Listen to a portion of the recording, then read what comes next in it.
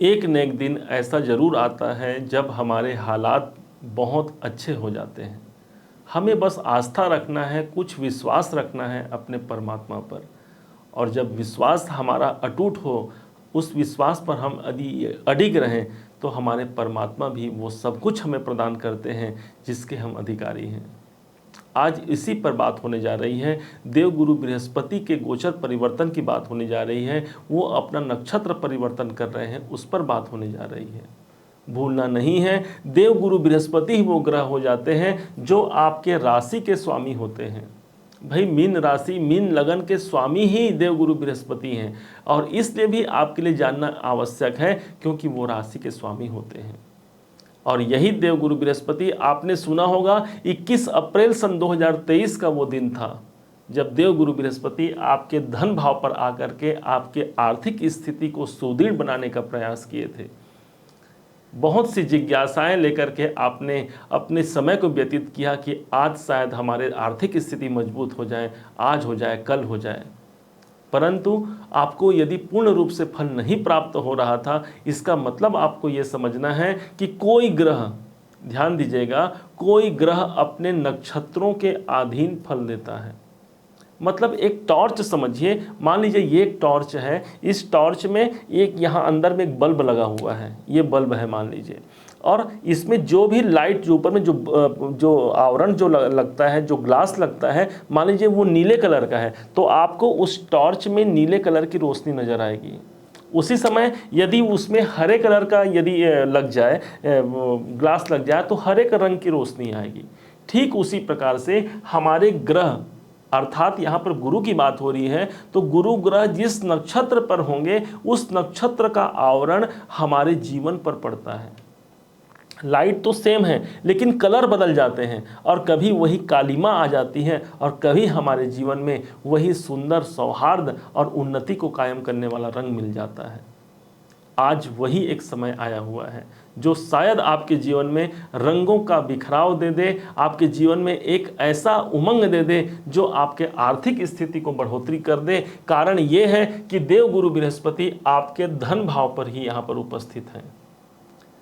21 जून 2023 का वो दिन होगा, ध्यान दीजिएगा, 21 जून 2023 का वो दिन होगा जब यही देवगुरु अपने अश्वनी नक्षत्र, जो कि केतु का नक्षत्र है, इसको छोड़ देंगे। अभी तक ये कहाँ थे? केतु के नक्षत्र पे थे। केतु कौन है? तो केतु और गुरु का आपस में कॉम्बिनेशन नहीं है, दोनों एक संग मिल जाए जन्म पत्रिका में तो उसे तो भाई चांडाल योग कहा जाता है। अब यहाँ पर जब ये भरणी नाम के नक्षत्र पे जाएंगे तो पहले तो भरणी नक्षत्र जो होता है इसे ही समझ लेना है। भरणी नक्षत्र तो भाई धारण करने की क्षमता है, धारक माना गया है भरणी नक्षत्र को। तो जब गुरु स्वयं भाग्य के विधाता हैं, हमारे भाग्य के स्वामी होते हैं, कारक होते हैं, प्रत्येक व्यक्ति के जीवन में यदि भाग्य की कामना करनी है, भाग्य को समझना है, भाग्य को जानना है, तो हमें इसी देवगुरु बृहस्पति को देखना होता है। और यही देवगुरु बृहस्पति, भूलना नहीं है, आपके लगन के, आपके राशि के स्वामी हैं, इसलिए आपके लिए ये ज़्यादा प्रभावी रहेंगे। किसके नक्षत्र पे जा रहे हैं? तो शुक्राचार्य के नक्षत्र पे जा रहे हैं। भरणी नक्षत्र शुक्राचार्य का नक्षत्र है। अब ये समझना है कि गुरु देवता शुक्राचार्य के घर जा रहे हैं, तो होगा क्या? दोनों का आपस में मित्रता है क्या? आपके मन में ये डाउट आ रहा होगा, भाई गुरु और शुक्र की आपस में मित्रता नहीं है। पर आपको बता दें, गुरुदेव शुक्र को अपना शत्रु मानते हैं ज्योतिष के अनुसार, परंतु शुक्रदेव गुरुदेव को अपना सम मित्र मानते हैं, सम मानते हैं, समान मानते हैं। इसलिए यहाँ पर किसी भी प्रकार से कोई डाउट आपके मन में नहीं होनी चाहिए। दूसरा पॉइंट आप ध्यान से समझिएगा, एक गुरु दूसरे गुरु के घर पे जा रहे हैं। हम में और आप में तो वाद विवाद हो सकती है, झगड़े लड़ाई हो सकते हैं, परंतु गुरु जो होते हैं सदैव एक दूसरे का सम्मान ही करते मिलेंगे आपको। और इसी सम्मान को प्रतिपादित करते हुए, इसी सम्मान को समझते हुए इसके परिकाष्ठा को जानना आपके लिए आवश्यक है। यहीं पर गुरुदेव जब ये शुक्र के नक्षत्र में जाएंगे तो जहां पर शुक्र की राशियां होंगी उस भाव को ये उजागर करेंगे। कहाँ पर है शुक्र की राशियाँ? तो आप समझिएगा जहाँ पर 2 नंबर है और 7 नंबर है, 2 नंबर वृषभ, 7 नंबर तुला, इन्हीं दोनों राशियों के आधिपत्य प्राप्त है शुक्राचार्य जी महाराज को। तो मीन राशि के अनुसार 2 और 7 जहाँ पर होगा वहाँ पर आपको फल मिलेगा। दूसरा नंबर आपका ये रहा और 7वां नंबर आपका ये रहा।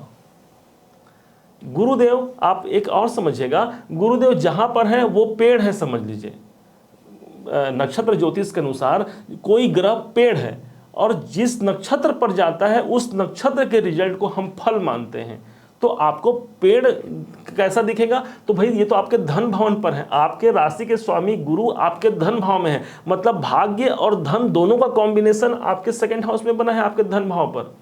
आर्थिक स्थिति को परिपूर्णता की ओर ले जाना, बैंक बैलेंस को अच्छा बनाना, पारिवारिक वातावरण को अच्छा बनाना, कुटुंब में एक सौहार्द और प्रेम का वातावरण बना रहना और साथ में वाणी में एक गुरुता आना, ये इनके प्रधान गुण हो गए गुरु के।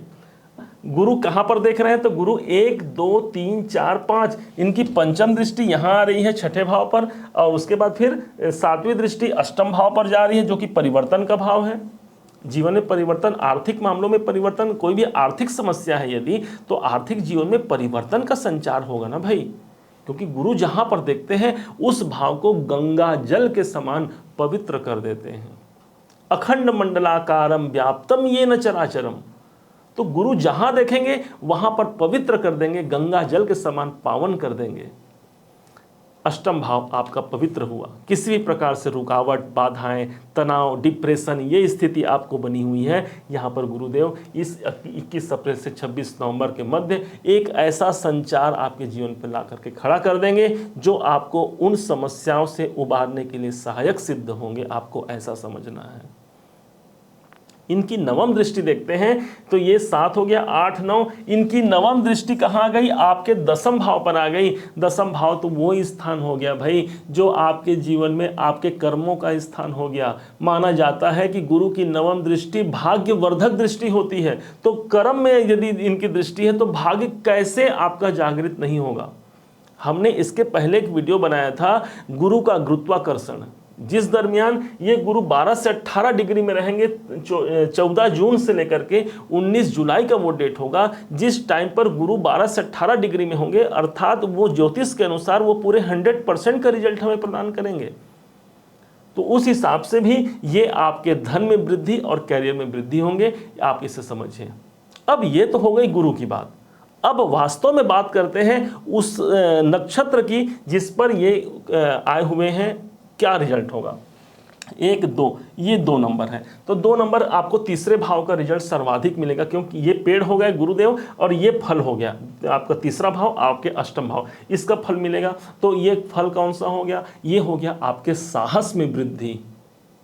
माना जाता है हमारे कर्म यदि बहुत बड़े बड़े हों और हमारे कर्मों में यदि दम नहीं है, कोई मतलब नहीं। इसी दम, इसी साहस, इसी पराक्रम, इसी हिम्मत को लेकर के यहाँ पर आपका तीसरा भाव एक्टिवेशन में आ रहा है, आपके कॉन्फिडेंस में वृद्धि करने के लिए आ रहा है। यहाँ पर देवगुरु बृहस्पति का यह नक्षत्र परिवर्तन, ये नक्षत्रीय परिवर्तन है जहाँ पर आपके पराक्रम में वृद्धि, आपके कंपटीशन, जीवन में किसी भी प्रकार के चुनौतियाँ यदि हैं, कंपटीशन यदि हैं, उन सब में हमारे गुरु का साथ हमको मिलने वाला है। आप ऐसा समझिए, जा पर कृपा राम की होई, ता पर कृपा करहि सब कोई। और इसी प्रकार से यहाँ पर कृपा करने के लिए गुरुदेव की कृपा है, अर्थात शुक्राचार्य जी भी आप पर कृपा करेंगे, आपके साहस में बढ़ोतरी करेंगे। किसी प्रकार से यदि जीवन में कंपटीशन बनी हुई है, उस कंपटीशन में अच्छा, यदि किसी का कार्य हाथ से कोई हस्तशिल्प का कार्य करता है उनके लिए यहाँ पर बढ़ोतरी, कंपटीशन एग्जाम में जो विद्यार्थी हैं उनको यहाँ सफलता, छोटे भाई बहनों अथवा मित्रों के द्वारा आपको सहयोग की प्राप्ति, या आप उनके लिए भी कोई बेहतर प्रयास करने का यहाँ पर आपको एक अच्छा एक सामर्थ्य यहाँ पर प्रदान कर रहे हैं देवगुरु बृहस्पति। आपको ये समझना है, यही वो भाव है जहाँ पर जुड़ करके आप यात्राएं भी करते हैं, तो एक प्रकार से कोई यात्रा का संयोग भी बनना। अब धन भाव, ये सेकंड भाव जहाँ गुरु बैठे वो पेड़ हो गया और ये धन हो गया, ये फल हो गया। मतलब आपका पेड़ कहाँ दिख रहा है? आपके पैसों के बारे में आपका पेड़ है, पैसों से संबंधित आपका पेड़ है मानिए, और फल कहाँ मिलेगा? फल आपको मिलेगा आपके पराक्रम से। हिम्मत दिखाना है। हिम्मत उठ मुसाफिर, देर भई जो सोवत है, जो वो खोवत है।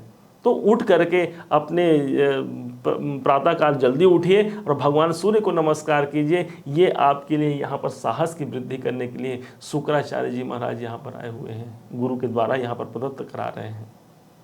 अब अगला भाव देखते हैं जहाँ पर 7 नंबर राशि लिखी हुई है। 7वां नंबर आपका ये रहा। तो ये राशि नंबर भाव कौन सा हो गया? भाव मतलब आप समझिएगा घर को भाव बोलते हैं हम लोग। तो 1 2 3 4 5 6 7 8 अष्टम भाव। अब देव गुरु बृहस्पति की दृष्टि भी अष्टम भाव पर पड़ रही है और शुक्र के द्वारा जो संचालित राशि है तुला राशि, वो भी आपके मीन राशि से ठीक अष्टम भाव पर पड़ती है। मतलब अष्टम भाव को एक जागृति मिलना। किसी प्रकार से यदि जीवन में डिप्रेशन है, मुक्ति प्राप्त होना है, कोई तनाव है, कोई रुकावट है। देखिए रुकावट हमारे जीवन में बनी ही रहती है। हमारा जीवन है, इतना बड़ा जीवन है, सदैव कोई व्यक्ति ऐसा नहीं कर सकता कि मेरे जीवन में अमुक कार्य सब अच्छे से चल रहे हैं। हम स्वयं एक ज्योतिषी हैं, सभी ग्रह नक्षत्रों को समझते हैं। क्या हमारे जीवन में कोई बाधाएं नहीं हैं? क्या हमारे जीवन में कोई तकलीफ नहीं है? सबके जीवन में है। भगवान हम इस धराधाम पर आए हैं, इस पृथ्वी पर हम ये मृत्यु लोक है यहाँ पर आए हैं, तो सबको वो सुख और दुख भगवान देते हैं। माना जाता है सुख दुख दोनों संग में रहते, समय पड़े नारायण सहते। तो जब भगवान नारायण को सहना पड़ा था तो आप और हमको क्यों नहीं सहना पड़ेगा भाई? लेकिन आगे वही बढ़ता है जो भगवान का नाम लेते हुए अपने कर्मों का फल कभी नहीं छोड़ता। अपने कर्मों, अपने साहस को जो नहीं छोड़ता, वही एक दिन जा करके दिगंतर तक वो व्यक्ति अपना नाम और अपना यश जागृत करता है इस सारे संसार में। और यही स्थिति अष्टम भाव भाई परिवर्तन का भाव भी है। इसलिए परिवर्तन का दौर कैसे प्रारंभ नहीं होगा? परिवर्तन भाव पर गुरु की दृष्टि, हमने पहले भी कहा है कि गुरु की दृष्टि जहां पर पड़ती है वहां पर गंगा जल के समान पवित्रता आ जाती है। मानो आपका अष्टम भाव पवित्र हो गया, वहां की बुराइयां, वहां की कठिनाइयां, परेशानियां, इस भाव को जागृति मिल गई, वो भाव समाप्त हो गया। परिवर्तन का भाव है और ऑलरेडी नक्षत्र गोचर के दौरान भी आपके परिवर्तन को ही यहाँ पर दर्शा रहे हैं। इसलिए ये जो गुरुदेव का जो गोचरी परिवर्तन है, नक्षत्रीय परिवर्तन है, ये आपके लिए पराक्रम में वृद्धि कारक, आपके जीवन में परिवर्तन कारक, कैरियर में दृष्टि पड़ रही है। इसलिए कैरियर में एक प्रकार से ग्रोथ की स्थिति, कोई आप नौकरी में है, व्यापार में है तो या फिर किसी प्रोफेशन के कार्य में है, उसमें आपको ग्रोथ की स्थिति, परिवर्तन की स्थिति दिखेगी ही। आप इन महीनों में 21 जून से लेकर के 26 नवंबर तक बिल्कुल भरकस प्रयास कीजिए। कोई न कोई एक ऐसा रास्ता उस परमात्मा के द्वारा आपको प्रदत्त हो जाएगा जिसमें चल करके आप मंजिल को प्राप्त कर सकते हैं। मंजिल पाना कोई कठिन नहीं है, बस यही है कि उस रास्ते पर आप पीछे न हटें। जब तक हमारा कदम आगे बढ़ता है, चरे मेती चलना ही जिंदगी है, तब आप ये समझिए कि उन रास्तों में अनेक कांटे आएंगे, पत्थर आएंगे, परंतु जा पर कृपा भगवान की होती है, वो कांटे, वो पत्थर भी पुष्प बन करके सामने आ जाते हैं। प्रहलाद के पास क्या था? प्रहलाद के पास सिर्फ एक नाम था हरि स्मरण का। वो भगवान का सिर्फ नाम लेते थे। उनके पिता ने उन्हें कठोर से कठोर यातना प्रदान किया और कहे कि तुम राम जी का नाम छोड़ दो, हरि का नाम लेना छोड़ दो, भगवान विष्णु का नाम छोड़ दो। परंतु उन्होंने कहा कि मैं अपने भगवान का नाम नहीं छोड़ सकता। और एक दिन उनके पिता ने पहाड़ से गिरा दिया प्रहलाद को, और नीचे क्या किया भगवान ने सुंदर पुष्पों का एक सेज बिछा दिया। और प्रहलाद जी महाराज मानो एक गद्दे में आकर के फूलों के सेज में सो रहे हों। ऐसा ही एक सुखद अनुभव शायद आपके जीवन में भगवान की कृपा से सदैव मिलता रहे। यही आपको शुभकामनाएं हैं। उम्मीद है कि आप सब ने इसे समझा होगा, आप सब ने इसे जाना होगा। यदि आपने इसे समझा है, जाना है, मेरे समझाने का प्रयास यदि आपको सार्थक लगा हो, मेरे समझाने का तरीका यदि आपको सार्थक लगा हो, तो अपना प्यार भरा लाइक और कमेंट करना हर बार की भांति इस बार मत भूलिएगा। आपके प्यार और कमेंट ही तो हैं जो हमें बहुत प्रेरणा प्रदान करते हैं भविष्य में और अच्छे कार्य करने के लिए। और हाँ, यदि आपने अभी तक चैनल को सब्सक्राइब नहीं किया है तो सब्सक्राइब कर लीजिएगा भाई। पुनः एक बार फिर आप सभी का दिवस मंगलमय हो। इन्हीं शुभकामनाओं के साथ जय श्री राम।